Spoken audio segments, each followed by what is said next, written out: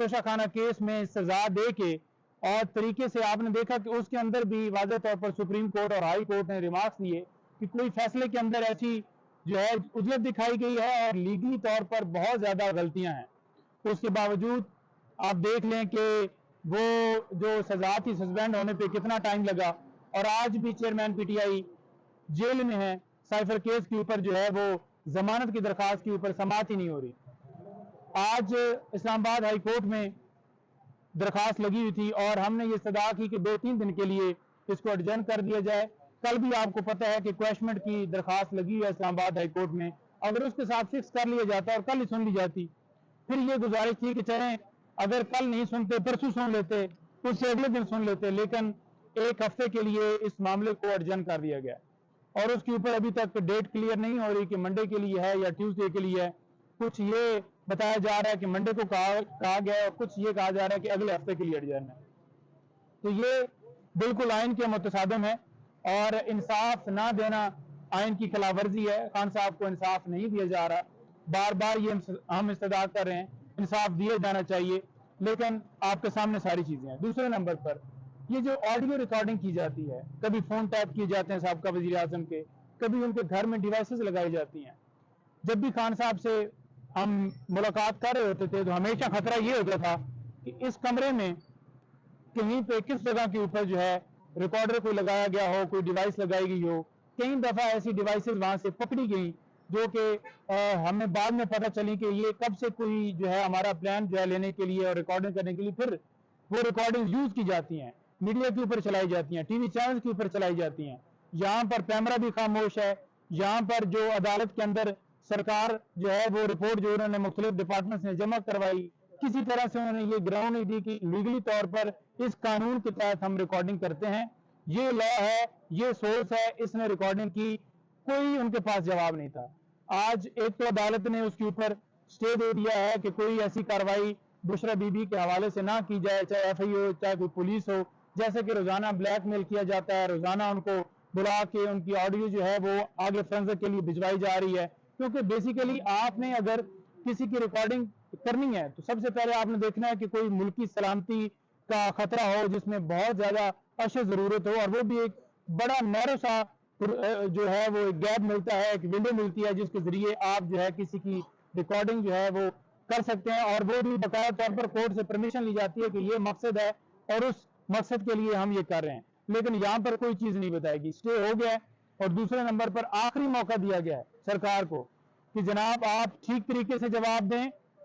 आज जस्टिस साहब ने कहा है कि अगर आपने ठीक तरीके से जवाब ना दिया, मुझे सेटिस्फाई ना किया कि किस कानून के तहत ये किया गया या कौन सा सोर्स है, तो फिर मैं अपने मुताबिक कार्रवाई करूंगा। आज उन्होंने कार्रवाई का अंदिया दे दिया है सरकार को और अगली डेट के ऊपर हम उम्मीद करते हैं कि इसके ऊपर हर सूरत कार्रवाई होगी अगर जवाब सेटिस्फैक्ट्री ना हुआ।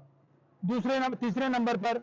आपको बता दूं कि आज एक दरखास्त जो हमने आपको पता है कि खान साहब के बेटों के हवाले से दी थी कि उनकी फोन पे बात करवाई जाए, आज बाकायदा तौर पर वहां पर जो है कोर्ट में बताया गया है कि कानून के मुताबिक बात करवाई जाती है और 2-3 साल से और कैदियों को भी जो है वो बात करवाई जा रही है, तो खान साहब के बेटों से क्यों नहीं मुलाकात करवाई जा रही। वाज़ेह तौर पर जब कोर्ट ने अहकामात दे दिए तो सुपरिटेंडेंट जेल ने बात करवाने से इनकार किया और रिपोर्ट जो है वो एक मुज़क्का खेज दी है कि वो जो है साइफर केस के अंदर ऑफिशियल सीक्रेट एक्ट के तहत मुकदमा दर्ज है और इस वजह से उनकी बात जो है नहीं करवाई है। इस वक्त जो है वो खान साहब के ऊपर नो डाउट FIR है, लेकिन वो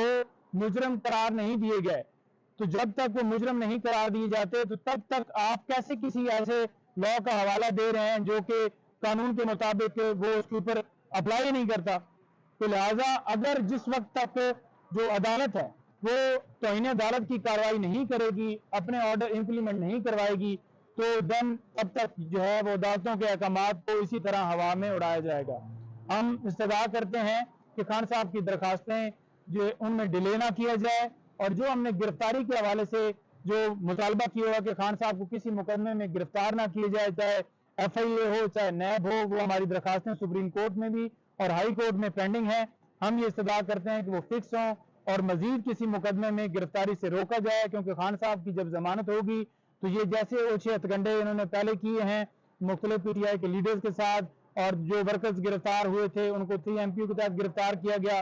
हाई कोर्ट के अहकामात की जो है वो उसकी तजलील की गई और उन अहकामात को जो है हवा में उड़ाया गया, दोबारा बार बार गिरफ्तार किया गया। आपके सामने परवेज इलाही साहब वाला है, आपके सामने शहरियार अफरीदी वाला मामला है। हर मामले के ऊपर जो है सरकार ने बाकायदा तौर पर अदालतों के हुक्म की तजलील की है। तो हम ये इस्तदा करते हैं कि उन्हें प्रोटेक्शन मिले ताकि खान साहब की जमानत हो और वो जो है बाहिफाजत जो है उनको जो है वो घर जाने की इजाज़त दी जाए। नईम साहब ये बताइएगा, जिस तरह चीफ जस्टिस ऑफ पाकिस्तान काजी ईसा साहब आ गए, तो आप क्या समझते हैं जो अदालतों की तौहीन हो रही है, उनका हुक्म नहीं माना जा रहा, तो क्या उनके फैसलों से वो कुछ एक्शन लेंगे? देखिए, मैं ये समझता हूँ कि चीफ जस्टिस साहब जो आए हैं बड़ा वेलकम हम उनको करते हैं और उनके ऊपर बड़ा इम्तिहान है कि मुख्तलिफ दरखास्तें सुप्रीम कोर्ट में पेंडिंग है,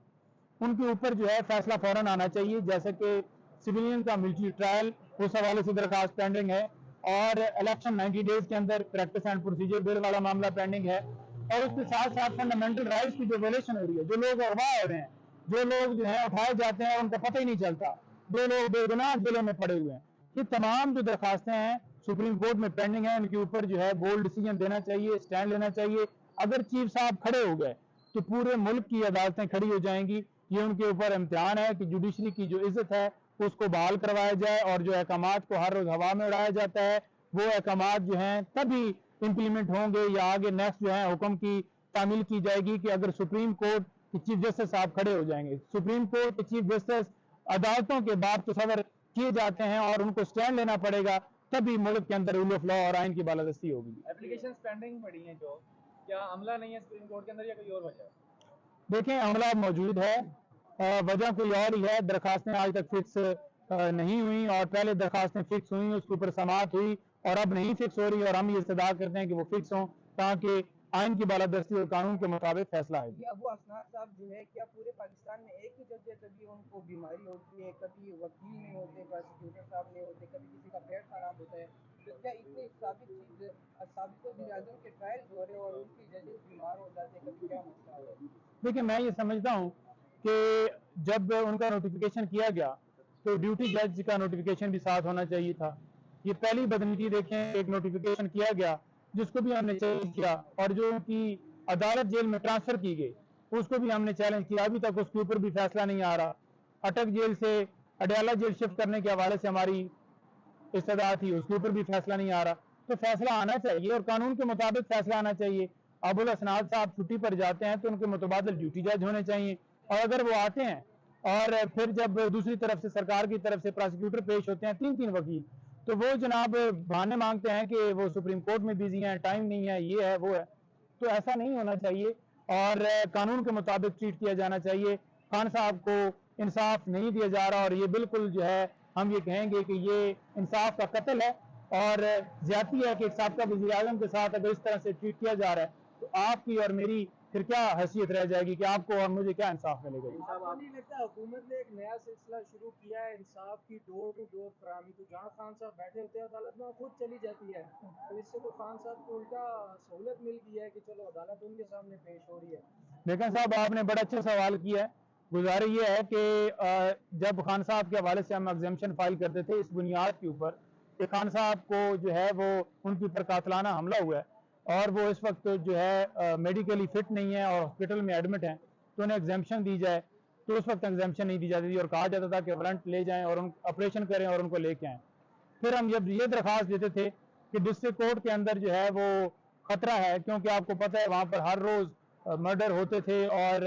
वहाँ पर सिक्योरिटी की जो सूरत हाल थी वो ख़राब थी, तो उसके ऊपर हाई कोर्ट ने जब वाज़ेह अहकामात दिए कि कोर्ट को ट्रांसफ़र किया जाए जुडिशल कम्प्लेक्स में, हम भी सेटिस्फाई थे और जुडिशल कम्प्लेक्स में खान साहब पेश होते रहे और सरकार वहाँ पर सिक्योरिटी के इंतजामात करती रही है। अभी भी हुकूमत की यह ड्यूटी है कि वो सिक्योरिटी के इंतजामात करती और खान साहब को वहाँ पर पेश किया जाता। अब कितनी मुज़ाक़ाखेज़ बात है, जब उनका अपना दिल होता है तब सिक्योरिटी भी मुकम्मल कर ली जाती है और जब वो इस बात से डरते हैं कि खान साहब आएंगे और उनकी तस्वीर जो है वो पूरी दुनिया में जाएगी और वो फिर खान हो जाएगी, तो इस खतरे से निपटने के लिए वो कहते हैं कि सिक्योरिटी जो है वो ठीक नहीं है और हम दे नहीं पाते। ये एक बहाने हैं जो कि सिर्फ और सिर्फ खान साहब की वीडियो और तस्वीर से डरने का एक तरीका है। Thank you.